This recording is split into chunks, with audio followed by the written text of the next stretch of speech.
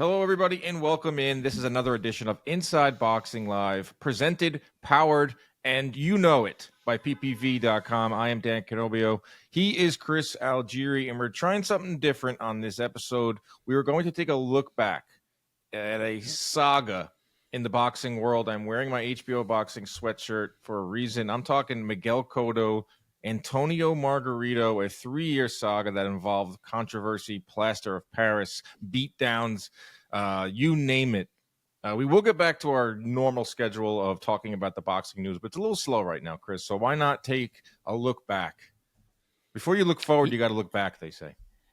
Yeah, I mean, and we have a big year rolling out ahead of us. It just hasn't ramped up just yet. So why not? Let's talk about a little bit of nostalgia, especially one like this, which is tons of controversy and lots of different ideas.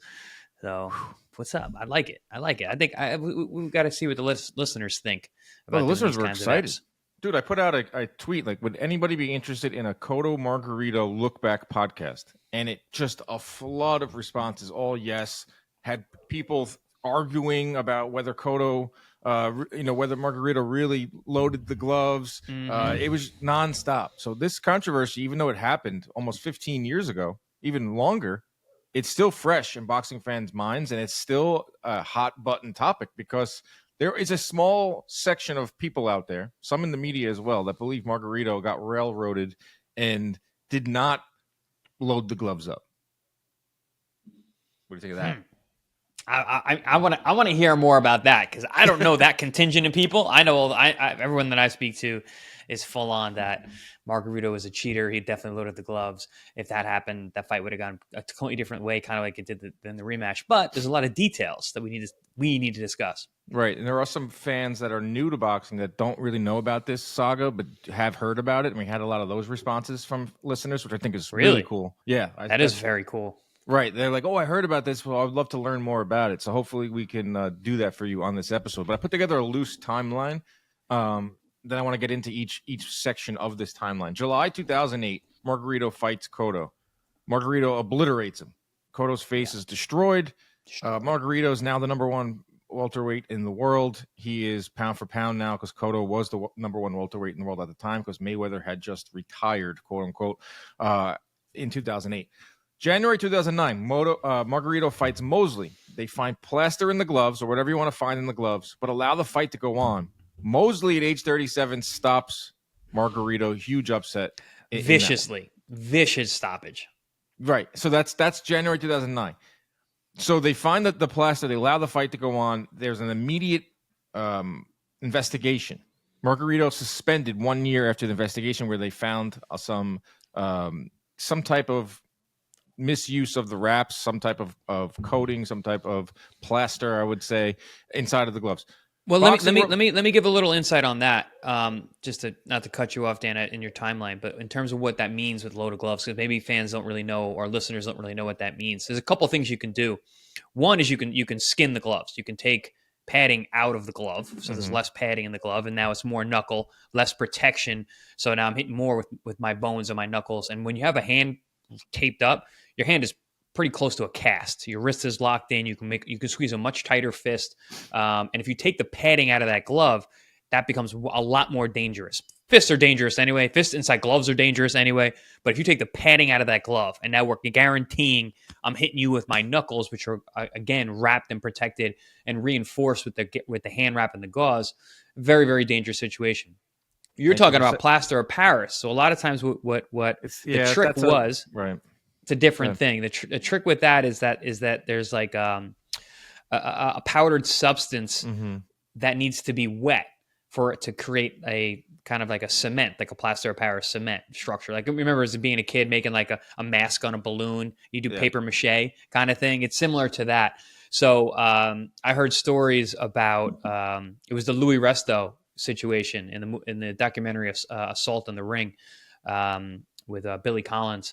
And what the coach was doing is as he was rapping, he was sweating profusely and he was wiping the sweat off of his head and using that as the liquid to solidify the plaster. So then as the fight wears on, the fight goes on, right? Yeah. That too, you sweat into it. And as the fight goes on, that plaster starts getting beaten down. It's wet. You're sweating into it. It gets harder and harder as the fight goes on. So you could imagine now if you're hitting someone, even though, if anyone who has ever felt a boxing glove, listen, it's soft leather. It's pretty soft. You can push through the padding. There is some padding, of course. But if you put a cast inside of that thing and then hit somebody with it, it's going right through that glove. It's going right through that padding. Well, Margarito, we'll get into that part of it too. Like it wasn't like a plaster of Paris. It was some type of substance. It wasn't even the right substances that are in plaster of Paris, which they found. They found something different, and it hardened the gloves. Supposedly, he got suspended. This is the story as of today. I know there were other investigations too that we'll get into that kind of make what the Margarito truthers are leaning on. So the boxing world assumes that Margarito used plaster or some type of something in his gloves versus Cotto. But the tape was okayed before their fight. Margarito loses to Mosley. June 2009, Cotto sits out for a while. Cotto goes on to fight Pacquiao. Pacquiao destroys Cotto, one of Pacquiao's best performances. Peak Pacquiao. That was the best performance of Manny Pacquiao. That's his biggest, best win, as far as I'm concerned. He was on a different level that night. And for him to do that to Cotto, Miguel Cotto, the way that he did it, Cotto had nothing for him that night. Nothing. So November 2010, Pacquiao fights Margarito. Margarito is reinstated, has a few tune-up fights, and Pacquiao obliterates Margarito to the point where his eye is he almost goes blind. I mean, it was one of Pacquiao's toughest fights in terms of Margarito, taking a lot of punishment, giving a lot of punishment to Pacquiao. Pacquiao wins, but this changes the trajectory of Margarito's career because his eye gets absolutely destroyed. Then 2011, December, Cotto fights Margarito in the rematch. A lot went into that rematch. I reached out to some people at Top Rank. Cotto didn't want it right away. Didn't want anything to do with Margarito. Margarito's eye was a big time problem. They had to fight tooth and nail to get that fight okayed in New York. I was actually there and worked it out of college. It was my first assignment for HBO Boxing. I was in the truck doing replays, and I remember being there all week and all the craziness that went up right up until fight day about them okaying Margarito's eye. So that's the loose timeline on how this all transpires. It's crazy. It's 3 years worth of fights. It's 3 years worth of fighting outside and inside of the ring. It's Cotto potentially fighting De La Hoya and that fight being off, him going to Pacquiao then fighting De La Hoya instead. It changed a lot of things in boxing. That's usually how it works in boxing, Chris, where like it's one fight. And if you don't get a fight and if someone else steps in, it could change the course of boxing history. Yeah, it's all about trajectories, right? Momentum's big in the sport. Trajectory is big in the sport, and you have a lot of crossroads situations and opportunities that can go this way, go that way, and it can completely change someone's career.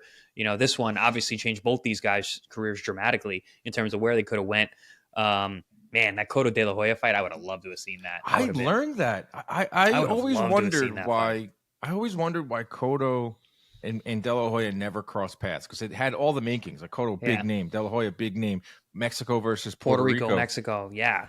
I didn't know that they had it all lined up. Like it was ready to go. If Cotto would have beat Margarito, I read that Cotto had a $25 million offer on the table to do that fight. Obviously, he loses, and then they slide in Pacquiao to fight De La Hoya, which at the time didn't seem even feasible because Pacquiao wasn't even welterweight. So no, he jumped up a weight class. It was his first fight, and he beat the hell out of De La Hoya. Yeah, I mean, ended De La Hoya's career. Yep, but Cotto ended up, fighting Mayweather. Ended up fighting Canelo. So Canelo.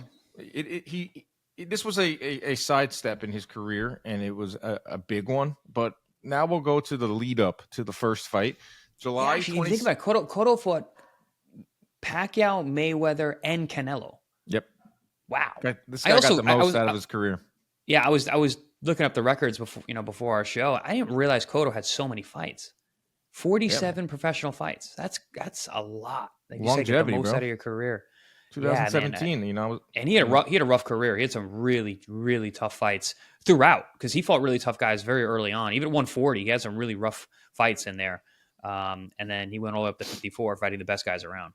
None rougher than July 26th, 2008. Cotto, Margarito. Let's set the scene here on who Miguel Cotto was at this time and who Antonio Margarito was at this time. Cotto, undefeated. He had wins over Judah. He had wins over Mosley. He had already been a champion at 140 pounds where he had 6 title defenses. He was Puerto Rico's star. He was the heir to Felix Trinidad, but he was nothing like Trinidad in terms of personality. He was hard-nosed, just a great fighter that Top Rank was procuring and just Man of few molding. words, also.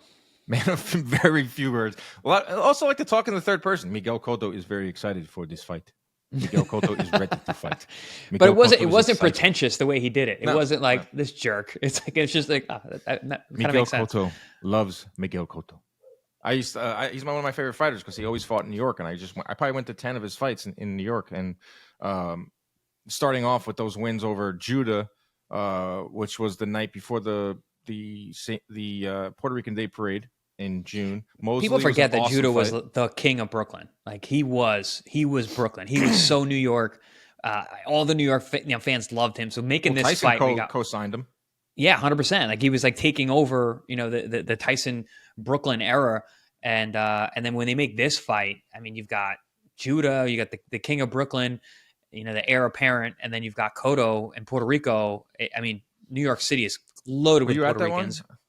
I was not. I went to Cotto Judah, and I mean, there's nothing that compares to those crowds.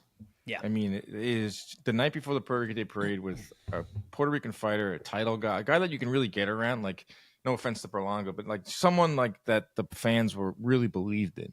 And it was But after Cotto was already Trinidad. an established, like we're not going to knock Berlanga. Berlanga's like young and fresh and new. Like Cotto was an established He was already guy. a Like champ. he was, dude. I remember watching like his pro debut on ESPN Friday Night Fights. Like everyone knew what you had with him. He Yeah. was going to be a star, and then he actually became a legend. So that's one of those guys where it's like, all right, everything's laid out. You're supposed to be that guy. And not only did he step up to the plate, he surpassed even the expectations. He's an absolute living legend. Yeah, so at this point in 2008, in July, he's got 2 fights at 147 and 2 wins over Judah and Mosley. He has the 6 defenses at 140. He's built up. HBO's behind him. This is his first fight in Las Vegas because Top Rank was like, all right, let's get him out of New York. Let's broaden his horizons. Let's set him up for this second portion of his career where we can get him into Vegas, get him into new crowds. He was number 1 welterweight, according to Ring Magazine. He was number 6 pound for pound. And this was the move. This was, all right, like, let's see what you're really made of. And let's get, you maybe a fight with De La Hoya after this. If Floyd comes back, you can fight Floyd. This was Cotto's his movement towards becoming an even bigger star. Now, Margarito was looked at as a monster, Chris, and throughout his whole career. 147 wrecking ball, had some losses on his record. Lost the decision to Paul Williams in 2007. Lost early on in his career, quite a bit. Like, which will have to do some foreshadowing. Like he wasn't like this elite guy like Cotto was heading into it, which makes you think with the gloves and everything. But he's in 2008, like, what were you hearing about Margarito? That he was just a giant. Like, it was crazy that he made weight. His chin was out of control. You could hit him with anything. He didn't mind getting hit. And he was just a two-fisted destroyer. Like, he blew out Sergio Martinez early in his career. Like, it was, he beat him up like it was his little brother. Like, the guy was just, when he was on, like, he was a wrecking ball. And he was going to hurt you. He was going to disfigure you. He was going to put you away. And you could hit him with whatever you want. Didn't matter. Have you ever met Margarito? Not like formerly. I've been in rooms with him.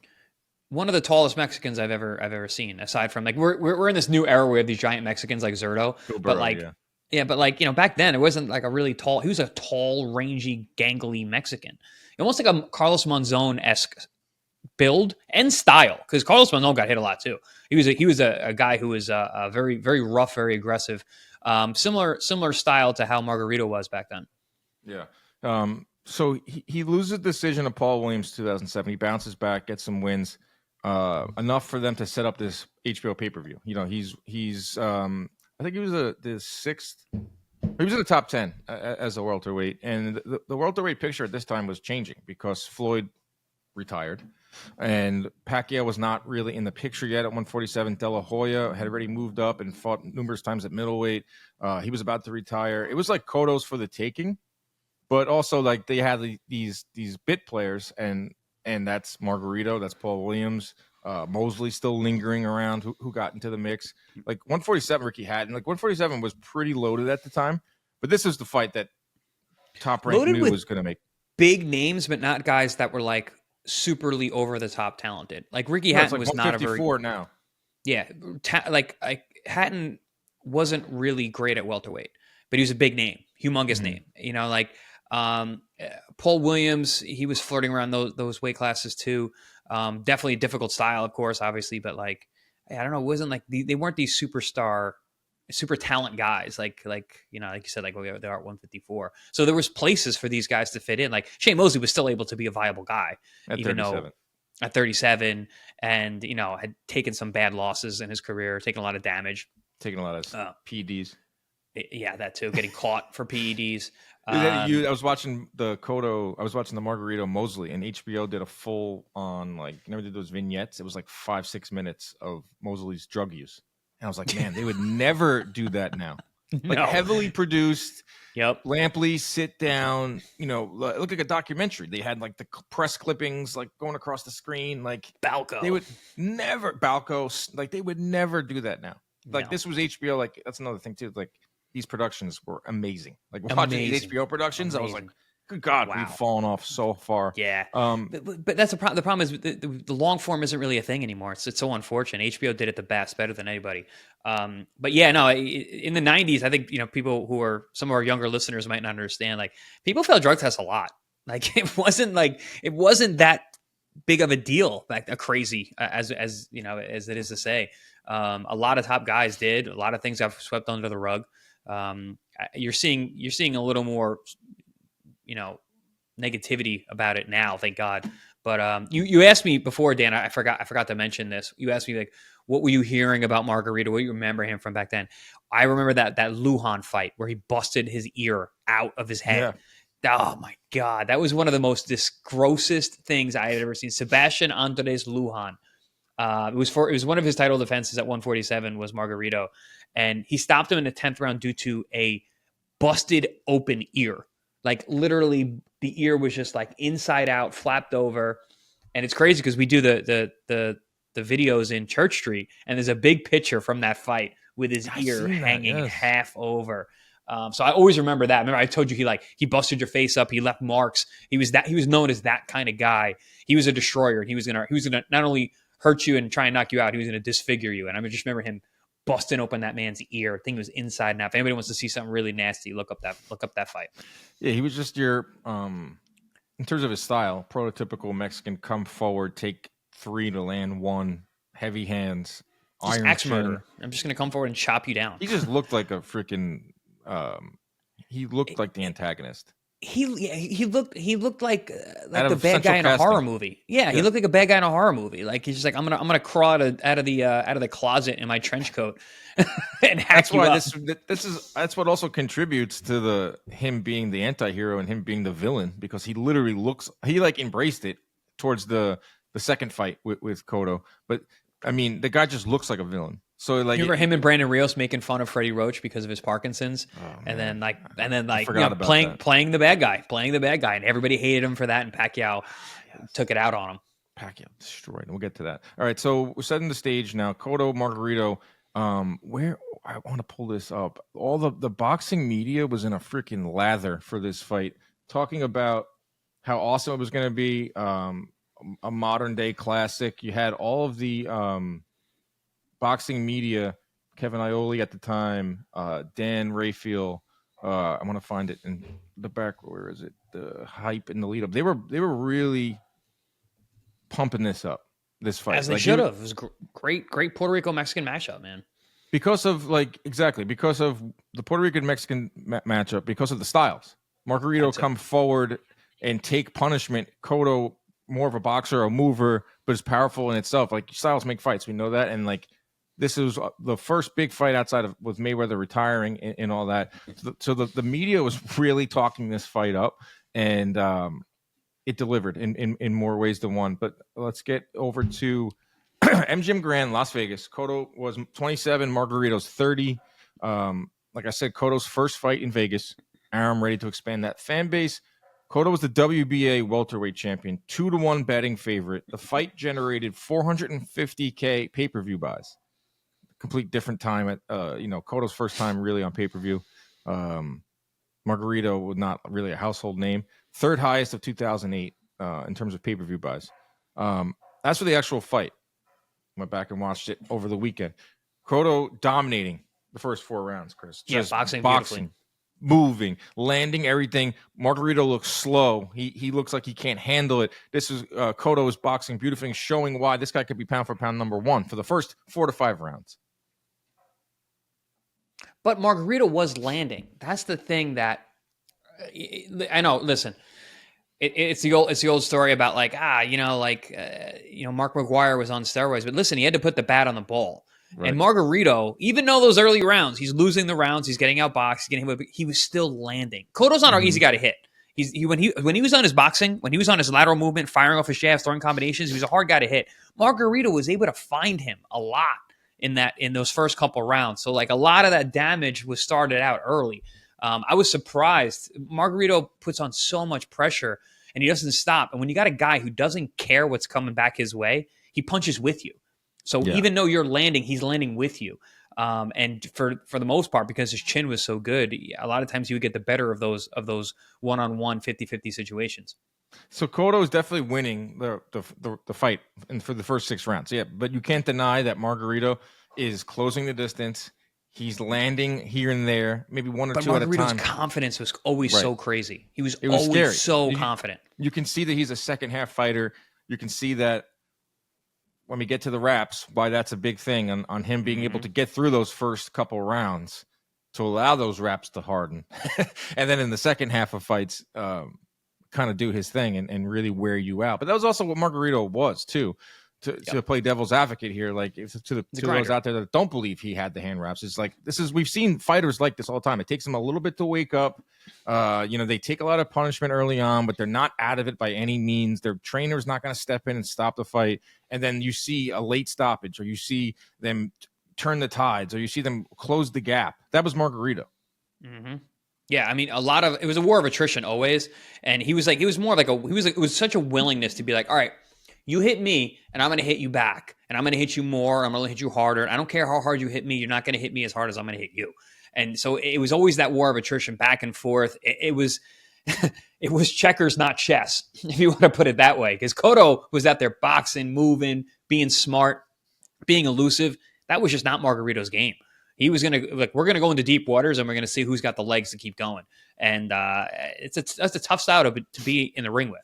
It really was an electric type of fight. The crowd was really into it, and you see it had the perfect storyline starting to develop. Cotto getting this early lead, but also taking shots middle round. 7th round comes, and the tide completely changes. It's no longer, Margarito's kind of in this fight. It's like, oh no, Margarito's starting to stagger Cotto.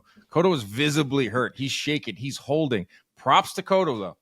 In my memory of this fight, I always thought like it was like a runaway train for Margarito from the 7th round. Now, Cotto won some rounds between the 7th absolutely. And the 11th and fought super tough when he was really, really hurt. But at this point, Margarito has kind of taken over control. And yeah, he might be down on the cards, and I think Harold had it pretty close for Cotto. But if you just took a look at the two, Margarito is like, all right, this is my fight to win for the second half of this fight. Well, Cotto was always actually a pretty good fighter at fighting hurt. You know, he got hurt in the DeMarcus Corley fight early on in his career. He got hurt by Ricardo Torres really bad. He boxed really well when he was hurt. He had a couple of moves that he would do. He was good at tying you up because he's a physical guy, but he hit you low. He didn't care. He'd hit you low, get a little extra time. He obviously had great power, but his body punching, he'd always go back to the body whenever he was hurt and kind of level the playing field. Super, super smart and aware when he was hurt. Listen, Cotto was always in a fight. Like even when Saddam Ali, when he fought him way long in the tooth, it was Cotto's last fight. He blows out his bicep, his left arm, which is just his jab and his hook anyway. That was a sad night. He still fought really tough in that fight. Wouldn't give up. Wouldn't stay down. Didn't get stopped. Cotto is a warrior, and he would always go out in his shield if the opportunity was there. So I'm not surprised. I do remember him fighting really, really tough in that fight, but just weathered down.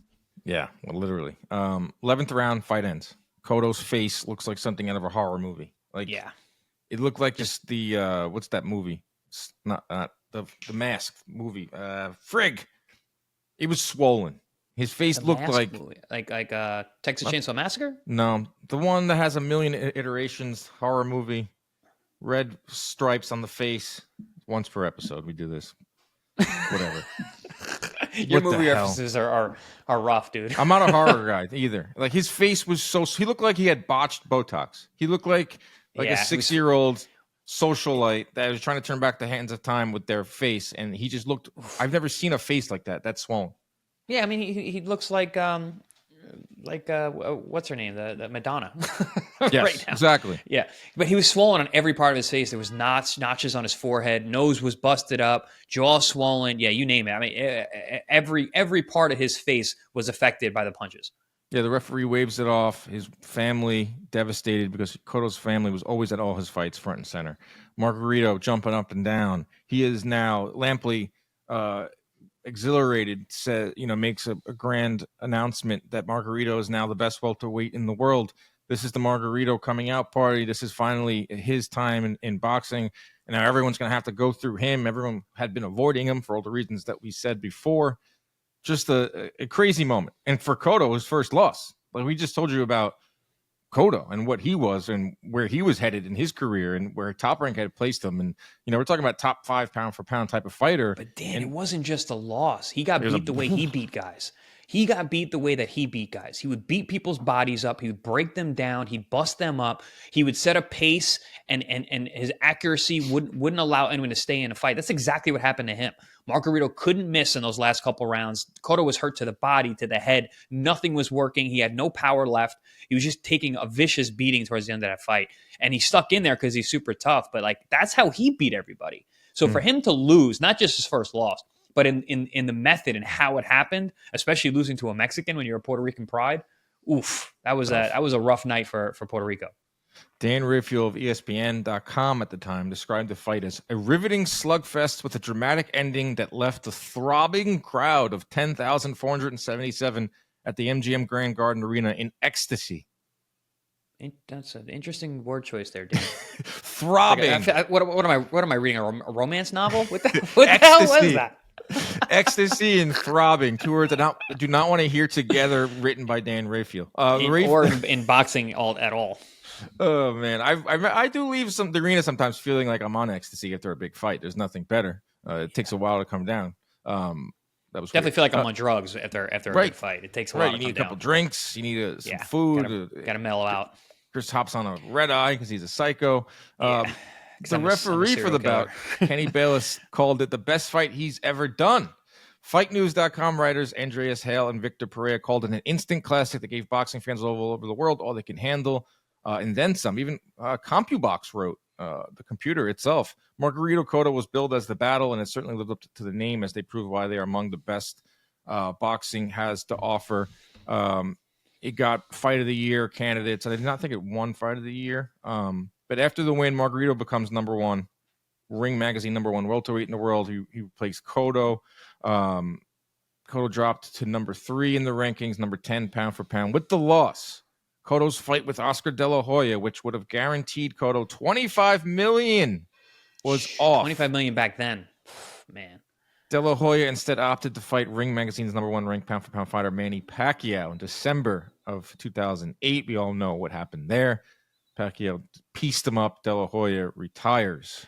But real quick, I know you remember it because obviously you went back and watched it. But those last couple knockdowns, they were hard to watch. Cotto he was just succumbing. It wasn't like he was getting hit with anything big that was putting him flat on his back or hitting him and it just goes down. It was just there were 2 knockdowns. They were both almost like taking knees. He was trying to get away. He was being completely smothered. The first one was kind of a slip, half foot goes down, but his face is a mess.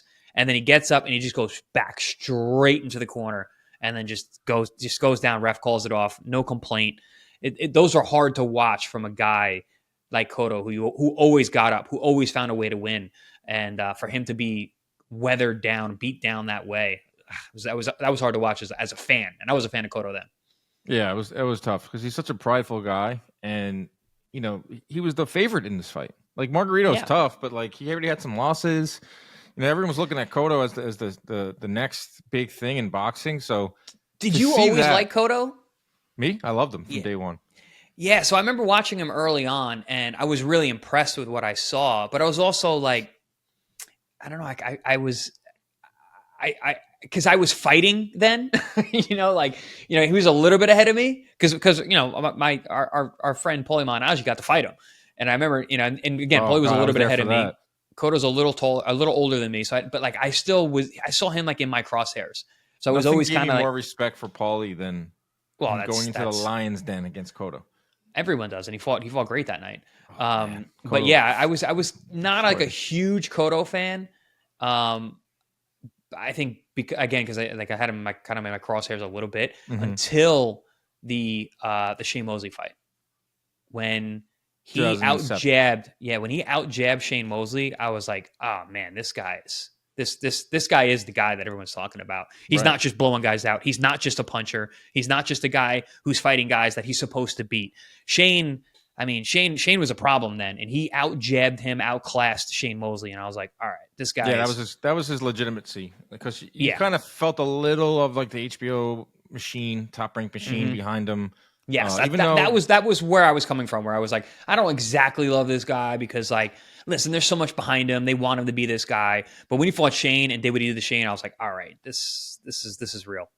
well, just being as a New Yorker, he's the guy that just kept fighting at MSG and giving us like awesome nights. And like Yeah. me and my buddies would get tickets and go, and like there were huge events. And how do you not? But I was fall in also a love with the Zab guy too, though. So beating Zab, I didn't like that. Yeah, Dude, as a fan, I'm biased. I was a very biased fan. If you beat my guy, I didn't like you. Of course, that's what fans are to this day. I mean, there's Yeah. guys out there, riding for Crawford, and Crawford Canelo is close to getting made, and I'm seeing on Twitter like, oh, all you Crawford fans are gonna cry when there's fandom. Like I'm not a fan anymore. Like the one thing I miss is that as I get more into the media, is like I'm not a fan of any particular fighter. I'm just a fan of the sport. We can't be. I'm a fan of. We had to give that up. Right, I'm a fan of the sport thriving. So if you it's a great want fight, what's good for the sport. It's not exactly. It's not selfish anymore. It's not like what you want to see. It's not your guy. Right. It's what matters. So 6 months later, after Cotto gets destroyed by Margarito, Margarito's on top of the world, and he goes and he fights 37-year-old Shane Mosley at Staples Center. Mosley coming off of a win over Mayorga. Like you said, he fought Cotto tough in 2007. It was a loss, but it was razor thin.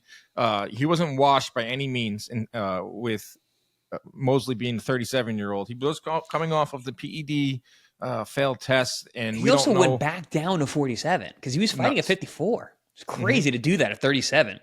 Well, he looked great. When I was rewatching this fight. He did look great. He looked like he said this is like where I should be fighting at 147, and even at 37 years old, which is wild to boil down to that. Still fast, still quick, because he absolutely obliterates Margarito. Huge Couldn't miss underdog. with the right hand. Couldn't miss with the right hand. He was throwing those right hands from the 7th row, and Margarito could not get away from them. I mean, swinging haymaker knuckle punches from across the ring. Margarito had no defense. Right. Mosley, huge underdog in this fight. The money line closed as the fight got closer, but no one was really picking Mosley because we just said, he lost. He had a few losses on his career, 37 years old, off of PEDs, allegedly. Could still have been on him at the time. And Margarito is coming on. He had been fighting at 54. He had like big fights at 54. De La Hoya, Winky Wright twice. David, and then he moved down to 47. Then went back up to fight Fernando Vargas twice at 54, and then moves back down to fight, this Margarito at 47. It's crazy. He fought Mayorga at 54. Like the guy was constantly fighting up and then going back down, jumping up and down. Pretty wild.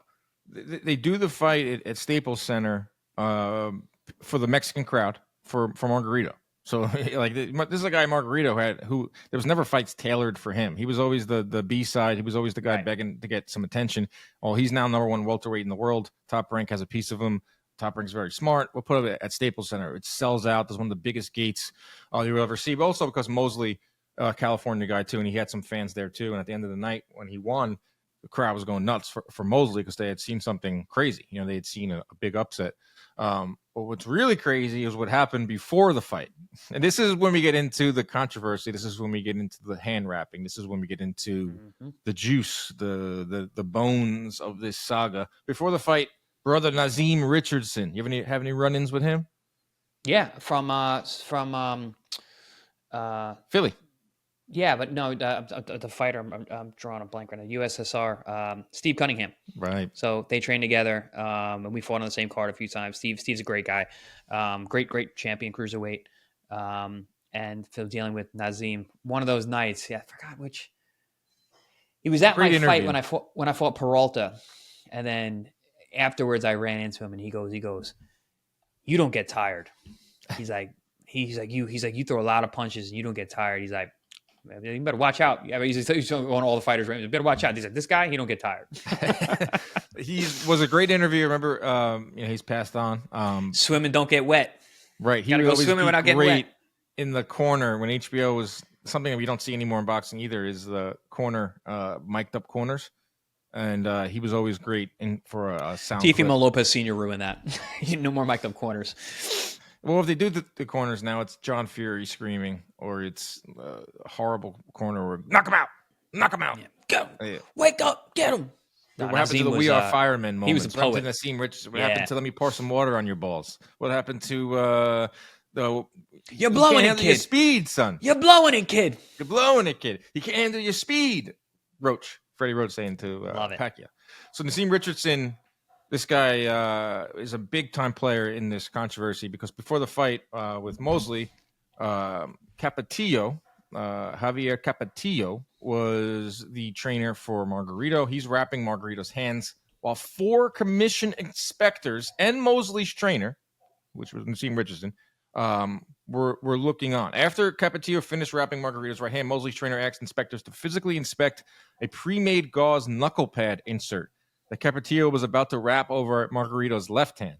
The inspectors found that the inner layers of the pad were discolored and the pad felt harder than it should have.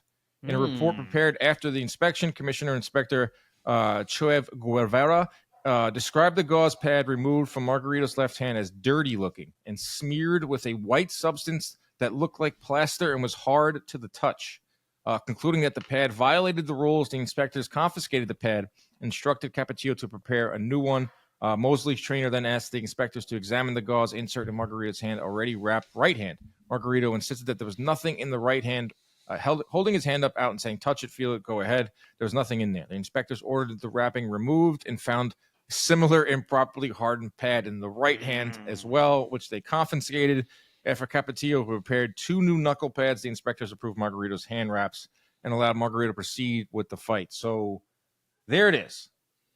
Trace elements of calcium and sulfur, if you really want to get technical. A lot of people in that room, Chris, a lot of inspectors making decisions. And so for the people at home, a little Inside Boxing Live for you. So when you are getting wrapped, you're allowed a member of the opposing team to watch you get wrapped for this reason. So this is exactly what was happening with Nazim Richardson, having somebody over there making sure that what's going on with those wraps is proper. Also, hand wraps, tape, they're all supposed to be brand new out of the box. They're supposed to be wrapped up. You're not supposed to be able to bring anything from anywhere else because you can tamper with it, just like this. So everything is supposed to come out, and you're supposed to make your fresh. It's supposed to be fresh. It's got to be out of the box. An old one. Their can't do that. Defense was like, oh, these are old. That's their defense. But one of their defenses was, oh, these are like old wraps we use all the time in practice, or not practice, but in gym. You can't do that on fight night because, and not for nothing, even just sweating into it, those knuckle pads get hard too. I used to reuse knuckle pads all the time in the gym, for sparring, but they were under 16-ounce gloves. But yeah, those things, they get stiff and they get harder. I don't know how hard these things were, but regardless, everything is supposed to be fresh out of a wrapper, out of the bag. You're supposed to, so guys are at home, you make a knuckle pad, and what a coach will do is he'll wrap them around his knuckles or his fingers. He'll spread his fingers and wrap it around, and it creates a gauze padding. And it's the size of your fighter's knuckle breadth, and then you wrap that and you put that on top of the knuckles to pad the knuckles, and then you gauze over on top of that. So what they're saying is they were using a reused pad, which is you're not supposed to be able to do, and they were using that as a pre-made knuckle pad. I remember my coach Keith Trimble, when he would come in, the first thing he would do when we got into the dressing room is he would make the gauze pad. He grabbed the inspector. He'd be like, all right. He's like, I'm opening the bags. Here we go. He's like, I'm going to make this, and when it's time to wrap, these are going to be here. They're going to be ready, and you put them on. So it doesn't take that much time to do, because making the knuckle pad takes forever. Yeah, there's a lot of people in that room. There's a lot of eyeballs in there, and Nassim Richardson. Oh, and also, saw like, when you something. go to the bathroom, like, you have an inspector with you just in case you take anything that's in the stall. You know, because you can't. So in New York, well, in New York, it's really bad. Like, not bad, but it's very intense in terms of the way that they monitor the fighters prior to fight night, because you can't drink anything but water. You can't have Gatorade, you can't have sugar, you can't have anything. You can't have gum. They don't want you to have gum because you could have caffeine in the gum. It could be a nicker, whatever. So you literally have water, and it has to be provided by them. So very, very strict in New York. I don't know how it is in a lot of other states, but there's a lot of oversight when it comes to that kind of stuff prior to a fight. Right. So they find the pad and they take it out. He rewraps the gloves a total of 3 times, and they set off to the ring. They have a fight. HBO doesn't mention it. It wasn't reported on the broadcast till well after the fight was over. As we just said, Mosley goes out and takes out Margarito, which is red flag number 1. Margarito, coming off of the best win of his career over Cotto, where he looked invincible, gets taken out by a 37-year-old ex-PED coming down in weight fighter in Mosley. Red flag number 1. So they go through with the fight, and at the end of the broadcast, remember, it would always be Lampley, Larry Merchant, and I think in this case it was Max Kellerman. They would always give their final remarks. Mm-hmm. And that is at that point when Merchant reported that he had just been told by the LA commission that they found the hardened substance in Margarito's gloves, and what they weren't in the gloves for the fight, but that is something. Wow, that's a big story. Lampley says. Then Lampley on the fly says, "Wow, this really makes you think about what happened in that Cotto fight." Because not a lot of people were like putting 2 and 2 together. They were just thinking, "Oh wow, he tried to load his gloves against Mosley." Lampley, is that old saying, you never get caught the first time. Right. So he said the thing everyone was thinking. He said, like, right, and this is like before Twitter. This is like before the internet was crazy. So Lampley gets this ball rolling eventually someone would have put 2 and 2 together and raised that question about Cotto, but props to HBO and props to them for kind of bringing that to light, because I was watching it and I'm kind of like, when are they going to report this? Like, why aren't they, like, the fight was happening. I'm like, are they going to talk about it on the ring walk? Like, are they going to mention it during the fight? And then it was the very last thing they went off the air with was Lampley saying, "Oh, this really like makes you think. How long has he been doing this? And did he do it against Cotto? Because that really makes you think about how that fight played out with Cotto." We'll go back to that one now, Chris, where getting beat pillar to post by Cotto for the first 6-7 rounds, having his moments, but as we know with this substance, in this case, is when you sweat, it makes it harder. 7th, 8th round, those punches are starting to land on Cotto. Something crazy. 7th, 8th round of the Mosley fight, the fight's over. he lost. So, like, you're building this case where there's not a lot of, like, there is some evidence too, but you're also building a case with your eyes and just doing the math that, wow, like, yeah, maybe he has been cheating for a long time. Yeah, and also when you just take at the body of work in that first Cotto fight, Cotto's face, like, he had never been swollen like that. He had never been marked up like that. He had never, like we said when we were first going over the fight, every part of his face and head was swollen. He had knots on his forehead. His nose was broken. His jaw was swollen. Every part of his face looked to be distorted by the punches from Margarito, and that had never happened to him before. But then also he fought Pacquiao, and Pacquiao did the same thing to him.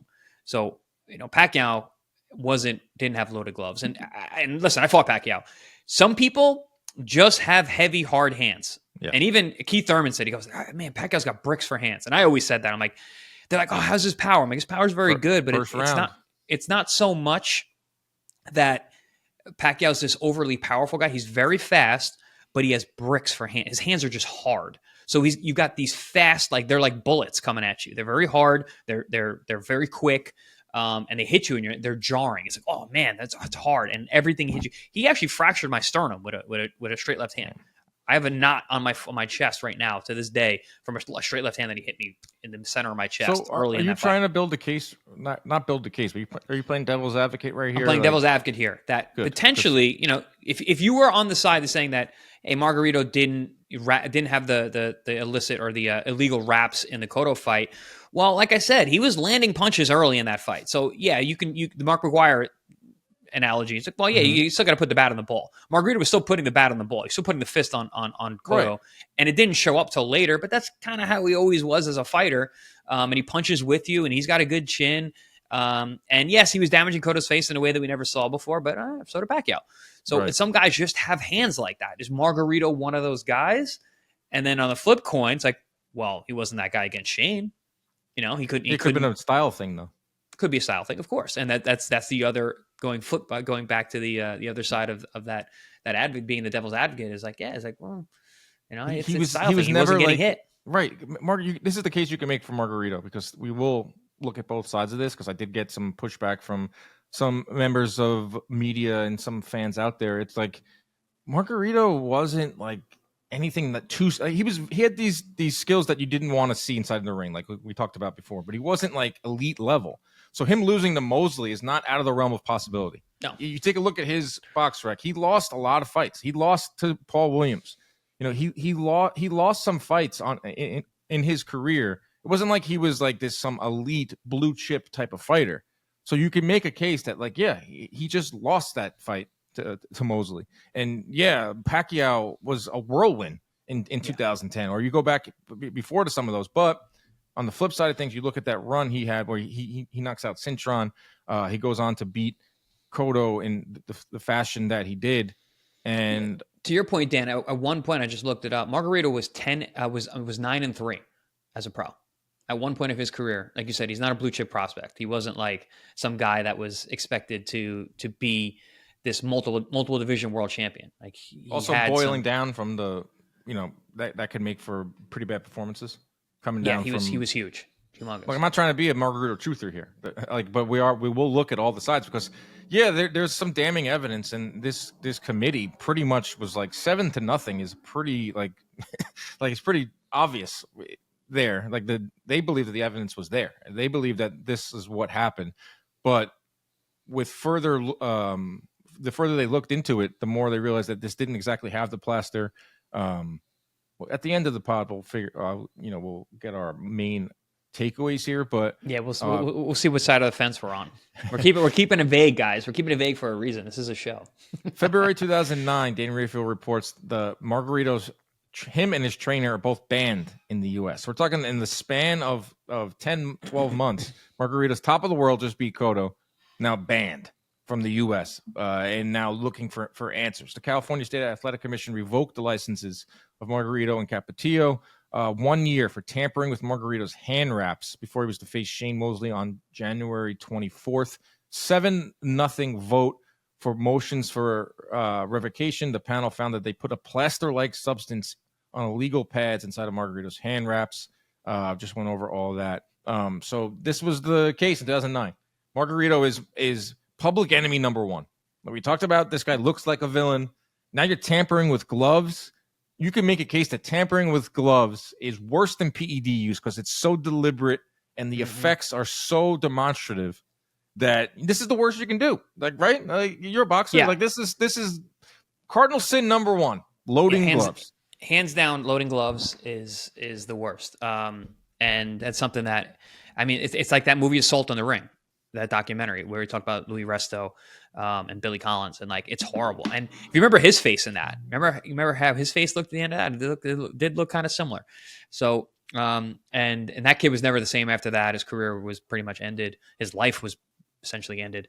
But yeah, man, you're going in there with you're going in there with weapons anyway, guys. We're professional.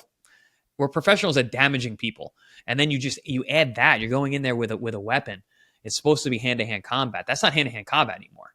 You know, got it's like you're bringing a knife fight to a fist fight, and that's it's evil. It's an evil. It's an evil move.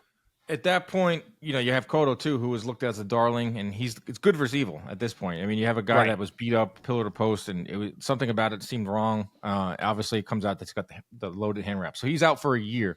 Now, we talked about how that we would play devil's advocate here, and we would offer some pushback on why maybe Margarito didn't do anything wrong, and there wasn't anything in there. Myth number one, I found this on a boxing forum. This guy right here, I forgot his name here. put this out here. Myth number 1: plaster of Paris was found in Margarito's gloves prior to the muzzle fight. Completely false, he says. Trace elements of calcium and sulfur were found in Margarito's gauze. Neither calcium or sulfur are found in plaster of Paris. They are 2 separate compounds. Calcium sulfate is what is needed for the making of POP, plaster of Paris, which was never found in Margarito's gloves, not even trace elements of it. Calcium sulfur, calcium sulfate may sound incredibly similar, but anyone with basic chemistry background knows better than this. Very different compounds. So Margarito supposedly had plaster of Paris in his gloves. It doesn't even have the essential ingredient in making it. Myth number 2: plaster of Paris can be used effectively to load your gloves. This says, according to this guy, was debunked long ago when Cleveland Williams tested the theory that Dempsey's gloves were loaded.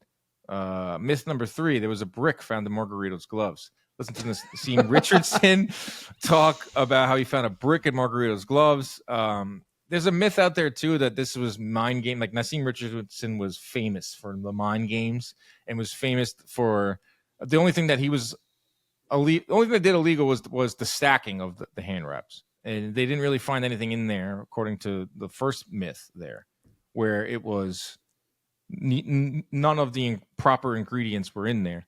But if you went back to the like double devil's advocate here, Chris, if you went back to the original ruling, they didn't say plaster of Paris. They said like a plaster like substance. Yeah. Like they determined that the wraps were harder than usual.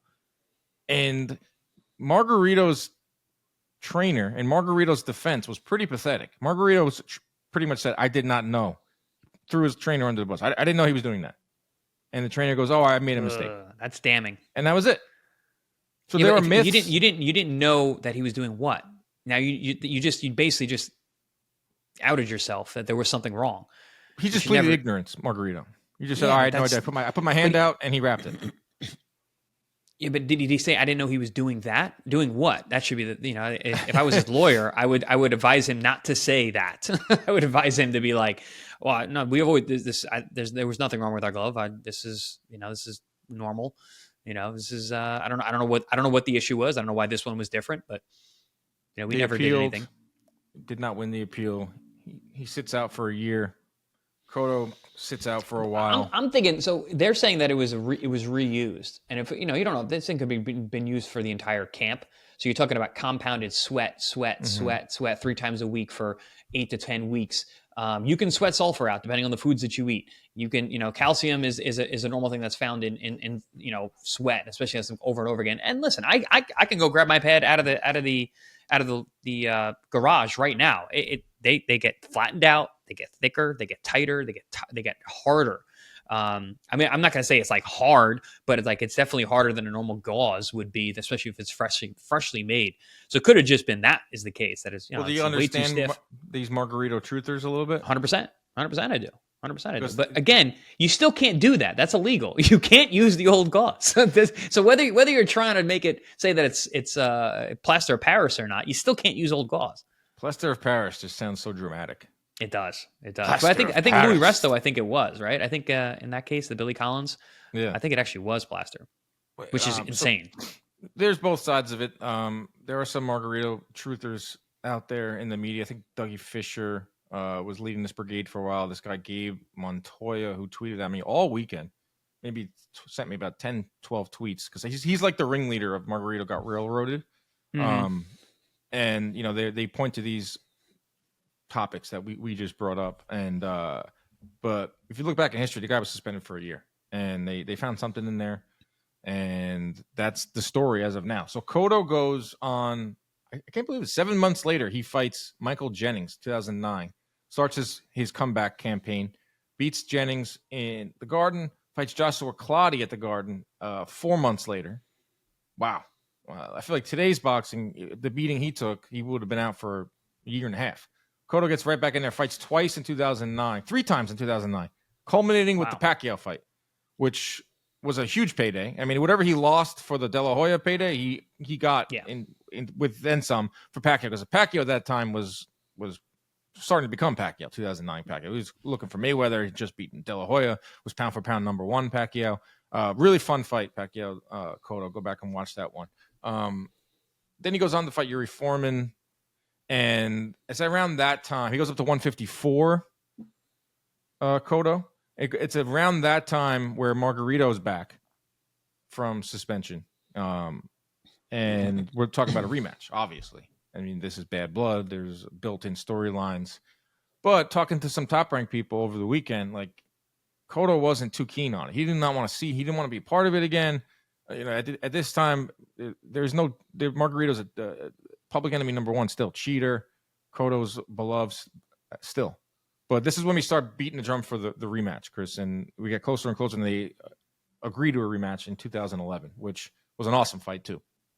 Yeah, I was training in Robert Garcia's camp in Oxnard, and Margarito would come into camp. He would come into the gym and talk to Robert. And that was the first time I met him and saw him. I was like, oh my God, I can't believe how big he is. Tall, big, wide.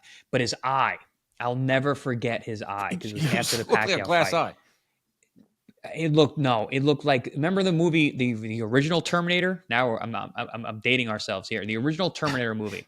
When he's in the mirror and he cuts out his eye, fake eye, and then it removes, and it's got that metal thing. It looked like that. His eye looked so bad. It looked like his orbital had been crushed in, and they tried to reposition it, and it just was not right. It looked bad, and it looked dead. It didn't look like that eye had vision. It looked, I don't know. I'm sure it did because he actually got the fight, but that eye looked gnarly. Yeah, they shopped the fight around to multiple different states, and I don't know how New York ended up passing. This is before. I know New York is one of the most stringent about medical. Yeah, but this was before the Magomed debacle. Yeah, true. Even though it's still New York before the Magomed debacle. If you're not familiar with that, that was one of the biggest lawsuits in the history of combat sports in New York. Biggest payout, where the Magomed got brain damage from a fight that went on too long. I was at that fight. That fight changed my career. I wanted to quit boxing after that. Yeah, I've been to a few of those fights where I was just kind of fed up and was like, what am I doing in my life? This is a brutal sport. So they get it in New York, which was nuts. And talking to Carl Moretti over the weekend, saying like it took forever. And up until fight week, they're looking at the eye. They finally okay it. We get the rematch December 4th, 2011, fever pitch all week long. Margarito is the villain. He's making fun of Freddie Roach's Parkinson's. He's just doing everything in the book. He's embracing being that villain role, saying I'm innocent. They do the face-off with Max Kellerman where Margarito's just calling Cotto a bitch to his face. Cotto's got the tablet. He's showing the hand wrap. Cotto's showing them the hand wrap. Look, there's a crack in it. Like it's clearly hardened. There's another myth. Want to go back. After the Cotto fight, gloves are off, and Margarito's walking around the ring with the hand wraps on, shaking hands with everyone. So there's some people out there saying, like, if this guy had loaded wraps, don't you think he would have took those off too? Yeah, well, they show that stupid picture where it looks like, like you said, like it looks like it's cracked. It looks like, to me, when I looked at it, it just looks like a piece of the padding of the glove was busted through, and which happens. Guys, these gloves, a fight glove is a one use. It's not like when you train with them, you see how flimsy they really are. They break apart over time. And when you got a guy who's a real good puncher, you can bust through that padding pretty easily, especially if you have horsehair. Those horsehair gloves, they come apart really easy. And he always wore the what are they called? Drawing a blank right now. The Reyes gloves, which are the horsehair Mexican style, very soft leather. Or very hard leather rather, but the padding itself was horsehair, and it would like separate. That's another thing. If you're gonna be on the, like, what are you saying? The Margarito truther? Yeah. Horsehair gloves. The gloves that are fought in horsehair. As the fight wears on, that horsehair gets matted down and spreads out. So now you're exposing more and more of the bones of the hand. So as a fight wears on, those gloves actually get harder. And that's just because that's just how those gloves are. I used to hate fighting guys when they had the Reyes because the leather was very abrasive. It would always leave marks. Puncher's glove. Yeah. December 4th, 2011 at Madison Square Garden. We get the rematch. Fever pitch all week long. Wild Madison Square Garden. Loudest I've probably ever heard it because there was this extra juice in the crowd that night because their guy, Miguel Cotto, was getting his revenge. Right before the fight starts, Max Kellerman says, "Revenge or repeat." And the fight starts, and Cotto is boxing beautifully. Margarito is like 3 steps behind. The eye is obviously a problem. Cotto is targeting the eye like crazy. 52 of Cotto's 90 landed punches through round 6 were on the right eye. of Margarito. It got to the point, but I will say this: Margarito was landing some big shots, like once again on Cotto. Cotto's face was starting; it was like the beginning stages of starting to look like it did in the first fight too. Another Margarito truther point there.